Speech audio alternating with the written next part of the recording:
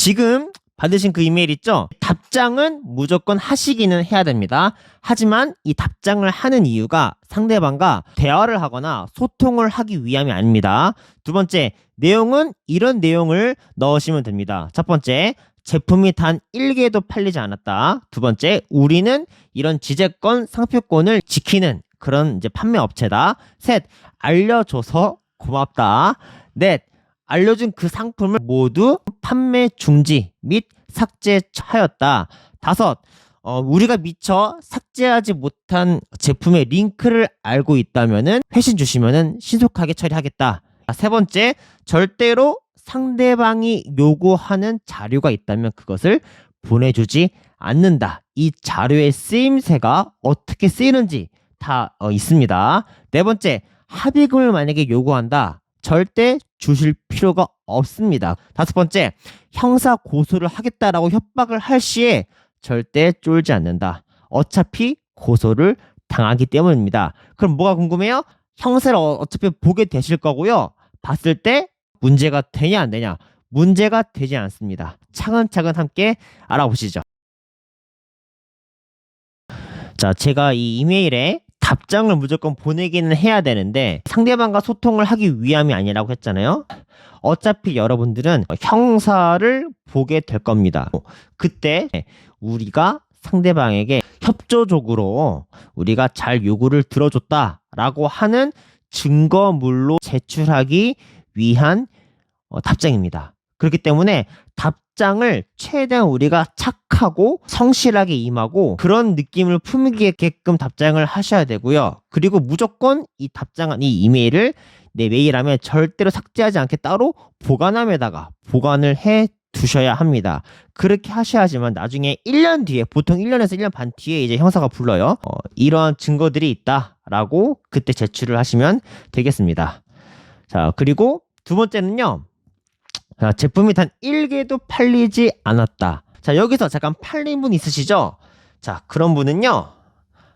팔리지 않은 겁니다.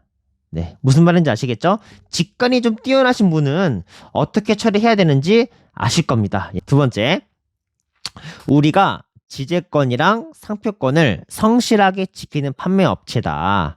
그리고 알려줘서 고맙다. 알려준 모든 상품을 판매 중지하고 삭제 조치를 취하였다. 이런 식으로 이제 실제로도 중지를 하고 삭제 조치를 취하셔야 되겠죠. 취하시면 됩니다. 그리고 나중에 증거물로 우리가 형사한테 제출하기 위해서 일부러 이런 내용들을 적는 거고요. 자, 다섯 번째, 특히 이게 제일 중요한 멘트인데 우리가 미처 삭제하지 못한 링크를 혹시나 너네가 발견을 했다라고 하면 회신 주시면은 바로 즉각적으로 처리를 하겠다. 이게 뭐예요? 협조적으로 우리가 지금 나가고 있죠. 이제 이 내용에다가 담아서 나중에 증거로 제출하기 위해서예요. 그렇게 하시면 이제 보통은 이제 그냥 그렇게 끝나요. 두 번째는 당신네 지금 뭐 물건 팔렸죠? 또는 팔린 거 있죠? 안 팔렸으면 안 팔린 증거를 제출해라. 팔렸으면 몇 개 팔렸는지 솔직하게 다 자료를 제출해라 라고 하는데 절대로 제출하시면 안 됩니다. 왜 그러냐면 보통 이러한 이제 협박성 멘트를 보내는 업체가 그 해당 상표권 주인이 아니라 여기까지 이런 멘트를 하시는 곳이라면은 보통은 아주 유명한 법인들이 몇 개 있어요.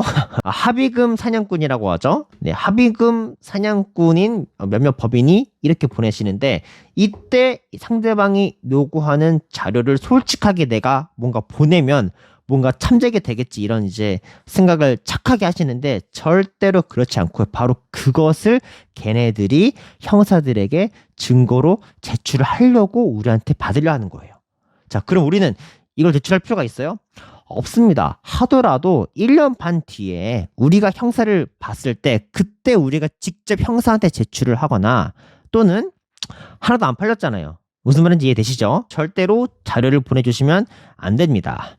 자, 그리고 네 번째, 합의금을 그러면 이제 달라고 하겠죠. 만약에 달라고 했을 때 어떻게 해야 되냐? 줘야 될까요? 만약에 팔렸다라고 하더라도 여러분 줘야 될까요? 아니에요, 여러분. 자, 합의금으로 100만 원에서 많게는 1000만 원까지 요구를 하는데요. 어차피 구매 대행 하시는 분들 이렇게 지재권 상표권 문제되는 물건치고 많이 팔린 물건 없을 거예요.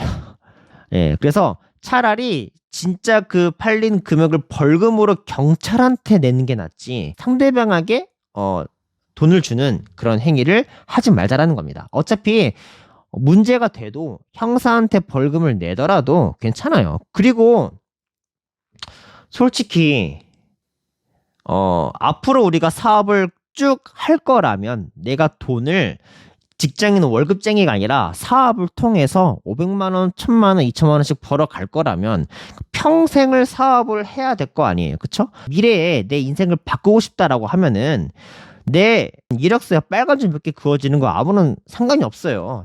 앞으로 평생 직장에 안 들어갈 건데 그게 뭐가 필요해요. 그쵸? 그리고 어차피 벌금 줘서 이런 기록이 남아져도 그 이후에 1년 동안 아무런 전과 기록이 없으면은 자동으로 다 사라집니다. 예, 그렇기 때문에 이런 벌금 같은 거 가지고 크게 위축되지 않으셔도 되겠습니다. 자, 형사 고소를 하겠다. 너가 만약에 합의금을 제출하지 않으면 형사 고소를 하겠다. 네, 고맙습니다. 오히려 좋아요. 왜냐면은 그냥 그렇게 해서 지나가면은 그 이후로 우리를 귀찮게 하지 않으니까요. 예. 그리고 형사를 만나서 이제 우리가 잘 이야기를 하면 됩니다. 어차피 보게 됩니다. 이 상대방의 고소를 하면요, 형사도 귀찮아해요. 형사는요, 우리를 감옥에 가두려고 우리 조사하는 게 아니라 일단은 형식적으로 형사 고소라는 게 들어오면은 그 피의자를 의무적으로 조사해야 되는 의무가 있어요. 그래서 그냥 업무차, 공무원처럼 업무차 조사를 할 수밖에 없습니다. 하지만 습관적으로 뭔가 좀 위압적인 그런 말투 있죠? 네, 여기 앉으시죠. 자, 피해자는 이런 말투를 진짜 쓰기는 쓰고 거기 위축이 될 수도 있는데 여러분 절대 위축되지 마세요. 제가 다음 영상에 실제로 제가 형사를 만났을 때 어떻게 했는지 또 어떻게 해야 되는지 아주 디테일하고 자세하게 알려드릴 테니까요. 너무 걱정하지 마시고 가장 중요한 게 뭐예요? 일단은 아무런 고의가 없는 이런 상표권 같은 이런 온라인 셀러들 간의 문제 가지고 절대로 큰 문제가 생기지 않는다. 그래서 걱정하지 마시고요. 자, 정리합니다. 답장을 무조건 하신다. 그쵸? 근데 이 내용은 나중에 형사를 보게 되었을 때 증거로 제출하기 위함이다. 자, 그리고 내용은 상대방의 모든 의도를 들어주는 느낌으로 답장을 한다. 그리고 실제로도 이제 판매 중지나 삭제를 해야 되겠죠. 세 번째, 절대 상대방이 요구하는 자료를 보내주지 않는다. 네 번째, 합의금 안 준다. 다섯 번째, 형사고소 하겠다고 한다. 하라고 한다. 이렇게 이번 영상을 통해서 여러분들이 어떻게 해야 되는지 알게 됐죠. 자, 이제 형사를 보러 가야 됩니다. 어떻게 해야 될까요?